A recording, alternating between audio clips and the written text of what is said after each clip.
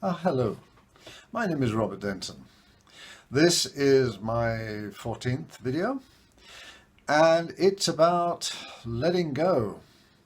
What letting go is, what it does and how to do it. Okay, now it's all connected to my book High Performance After Burnout. Fix the stress before the damage is done. This is my advice because I went through it and I don't wish it on anybody.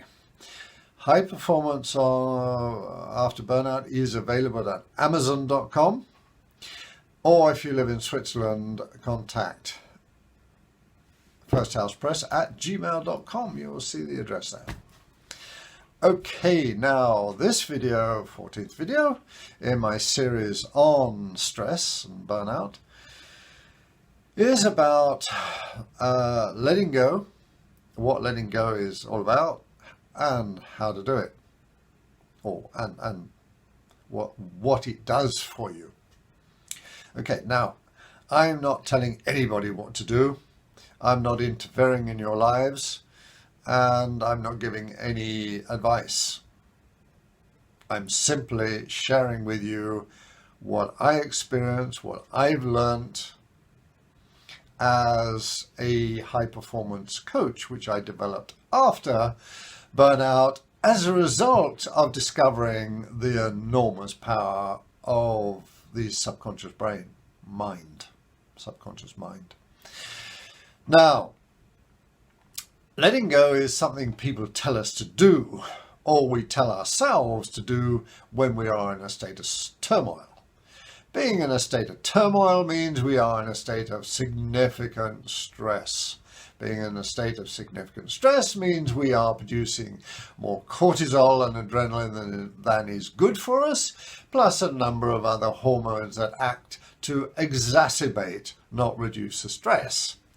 Apart from other consequences, at night these generally lead to sleeplessness because they override and block our sleep hormone melatonin and other hormones and neurotransmitters are necessary for healthy sleep. For years I heard people telling others to let go, and then when I was heading into serious stress and eventual burnout, they began saying the same thing to me. It was when I asked how do I do that, I realized they did not have a clue. And therefore I found that advice was actually adding to my stress. It was adding to my stress because it was something more I didn't understand. I should be doing it.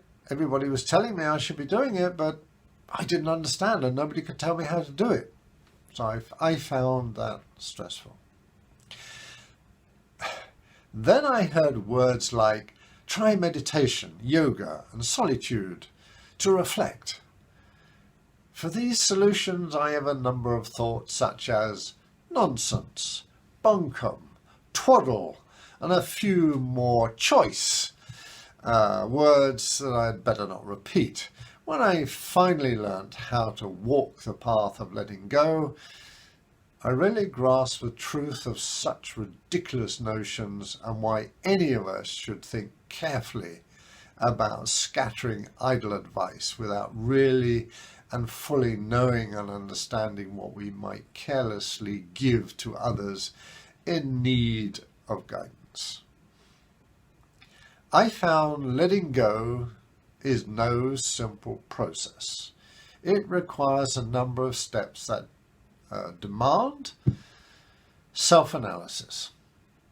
Nothing more, nothing less, and it's not easy. This may not be easy, even possible for many people, simply for not understanding how to do it without causing more trouble. The purpose is not to beat ourselves up, and many people who do this do get caught in that trap. In this case, I believe consulting a well-trained, qualified and experienced life coach can be a sensible and positive solution.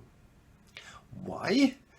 Because they understand the importance of not giving useless advice and that thus not interfering or making the problem was. As I possessed these series of attributes and skills, I felt confident in doing my own analysis. It provided enormous enlightening and useful in helping me to let go of so much of my stress. I really understood how much I needed that. The result was that I discovered a great deal about me that I had never given a serious thought to.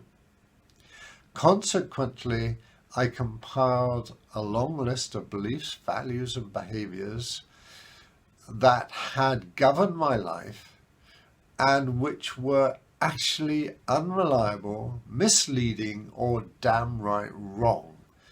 In some cases, self-destructive. This resulted in me understanding how, in many situations, how that massive unwitting misconception I had created so many problems for myself during my life. Nobody else had done it. It was simply how I put together all that wrong information, out-of-date information, misleading information, which I thought to be true. At one time it was true. And because I never thought about it, I assumed it still to be true. At this point, I realized that quite naturally, I was already in the process of letting go. This was not only of my current stresses, but stuff that had been slowing down my life and performance for a very long time. At this juncture, I realized I was in the danger zone where one can fall into an emotional trap and begin to seriously beat up on oneself. I understood the reason for my self-analysis was to let go and not make things worse. Learning from this recognition and using that as a guide to plan and instigate the right and most appropriate changes in order to achieve what I really wanted is how I prevented myself falling into a self-imposed emotional punishment trap that results in blaming just about everyone in the past for what they did do or didn't do, including myself. That mindset simply solves absolutely nothing. So don't do it. Well, I advise. Well, I'm not giving advice. I chose not to do it because I realized how foolish it was. I am saying in my deep self-analysis was to take responsibility for who I really am. I accept who I am today is not who I was in the past, yet who I thought I was in the past had created who I am today with many imperfections and stresses to be cleaned up. I spend part of my days doing that, always. I'm continually doing my best to clean up my act, as they say. The act of taking responsibility for all those past misconceptions, outdated beliefs, values, and regrettable behaviors that marred my capability to achieve so many things I wanted in my life is how I finally let go of so much stress that unknowingly I've been carrying around with me for decades. My conclusion is that the psychology of how our minds and brains work, and consequently of failing to take full understanding and responsibility for the beliefs, values, and behaviors by which we will ultimately manage our lives is something that should be learnt at school from about the age of 8 to 10 years of age. I am certain in my own case I would have avoided so many self-imposed stumbling blocks throughout my life, thus making me a far better person and better capable of achieving so much more as a son, a friend, a lover, a husband, an entrepreneur, and a businessman. I now consider that having been through all that self-analysis, after my businesses and former associations are long gone, I am able to continue my journey of life as a writer and actually contributing more than ever before. Letting go is something that really we all need to do at some stage, unless we're already doing it. Life is not about fixed beliefs, values, or behaviors. We live in a fast-changing world, and to reduce our stress, one of the things we all need to do is to constantly question what we believe in, what we believe to be true, what we believe are the right behaviors, and constantly update them, because behaviors, beliefs, values are transition. They are not stationary. They have to be updated. Otherwise, we're heading into trouble. I do seriously urge anyone who is in stress or interested in this to read my book, High Performance After Burnout. It's not just about burnout. It's also about so many things in life. This book is about experiencing burnout, being through the worst burnout I can imagine. Having been through it, I understand what to imagine.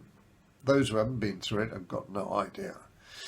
And don't go there. My advice, I will give a piece of advice, and that is don't go there, because it destroys lives.